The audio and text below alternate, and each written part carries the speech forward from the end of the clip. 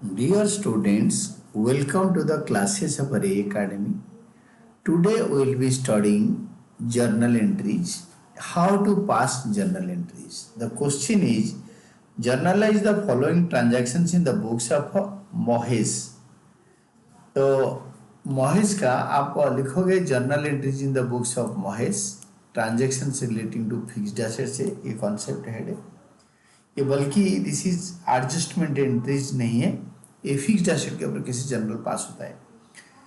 First journal entry, received 5500 related to payment of assets, received 5850 from Mukesh in settlement of his account of 6000।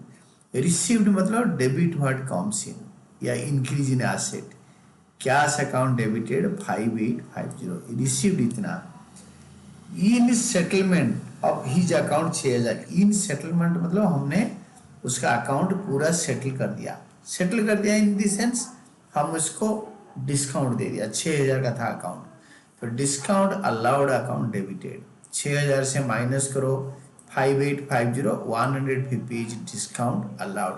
हमने discount allow कर दिया, हमारे लिए expenditure loss है, debit all expenses and losses या debit all expenditure to मतलब the person giving, credit the giver या to Mukesh, तो मुकेश का था 6000, तो उसको इन सेटलमेंट, क्वेश्चन में जो वर्ड है in settlement that is important क्योंकि उसी का अंदर हमने उसको पे कर दिया। तो इसका नरेशन बुक का उतार दो, तो received cash in settlement of Mukesh account, तो मुकेश अकाउंट को इन सेटलमेंट के लिए हमने पेमेंट रिसीव कर लिया। Then second part, received 5850 from Gaurav on account against dues of 6000। Same है, एगेंस्ट ड्यूज मतलब इतने के जगह पे इतने लिया, इन सेटलमेंट नहीं है, तो इसमें ये जो बी पार्ट में डिस्काउंट अलाउड नहीं आएगा। It will be bank cash account debited 8580, in settlement नहीं है, टू गौरव 5850, 6000 का ड्यू था और 5850 लिया, in settlement, in full settlement word नहीं है, इसका मतलब है डिस्काउंट उसको नहीं दिया, तो 150 रुपीज उसको उससे बाद में ले लेंगे, इसका मीनिंग यही होता है। और इसके बाद नरेशन दे दो, received cash on account from Gaurav, Gaurav से कैश लिया। ऑन अकाउंट मतलब cash, it is not cheque, ध्यान से याद करो। ऑन अकाउंट का दूसरा मतलब है और भी पैसे लेंगे, 6000 का ड्यू था, 5850 लिया और 150 बाद में उससे ले लेंगे, दिस इज ऑन अकाउंट।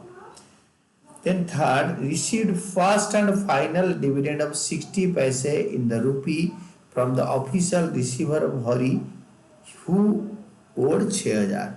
हरी ने 6000 वो करता था, उससे हमने 60 पैसे इन रुपी लिया, ये बैड डेट है, कैश अकाउंट डेबिटेड 60% ऑफ 6000, 60 पैसे इन रुपी ऑफ 100, एक रुपये में 100 पैसे होता है, तो 60 पैसे इन रुपी, 100 पैसे से 60 पैसे लिया, दैट इज 60%, 6000 का 3600, बाकी 40% बैड डेट, 6000 का 40% होता है 2400, बैड डेट अकाउंट डेबिटेड, तो decrease in asset, increase in asset is debited, increase in expenditure is debited to Hari.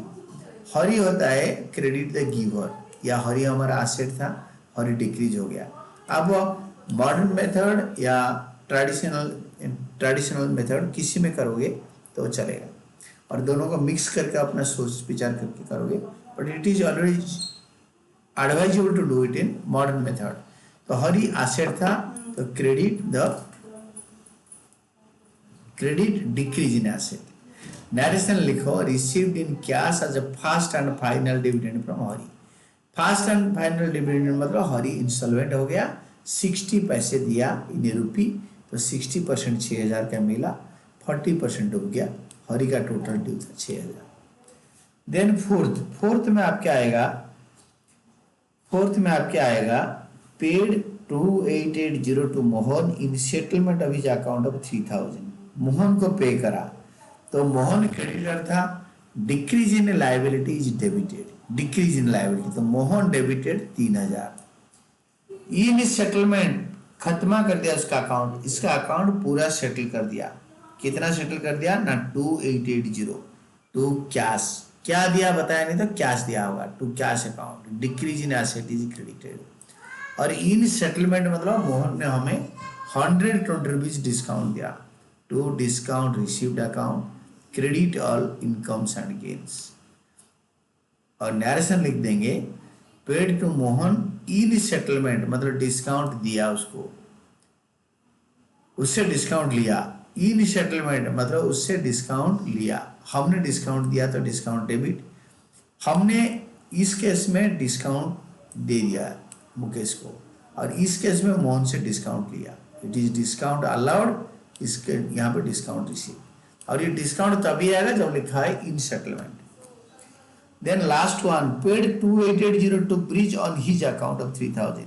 On his account मतलब कैश दिया, हिज अकाउंट मतलब बैंक नहीं, और भी देंगे 120, दिस इज ब्रिज डेबिटेड, क्योंकि ब्रिज हमारा क्रेडिटर था, डिक्रीज इन लायबिलिटी और decrease in creditor is debited to cash account. इसमें डिस्काउंट इसलिए नहीं है, इन सेटलमेंट नहीं लिखा है, और लिखा है ऑन अकाउंट। ऑन अकाउंट मतलब उनका जो बाकी पैसे 120 बच रहे हैं वो और भी देंगे, तो इसका नरेशन में भी लिख देना, paid cash to Brij on his account, उसका अकाउंट पे दिया। और जर्नल को टोटल करते हैं, यहाँ पे कैपिटल कैश टू कैपिटल है नहीं तो मैंने टोटल नहीं करा, बट यूजुअली टोटल लिख के छोड़ना है। And this was all about your answer.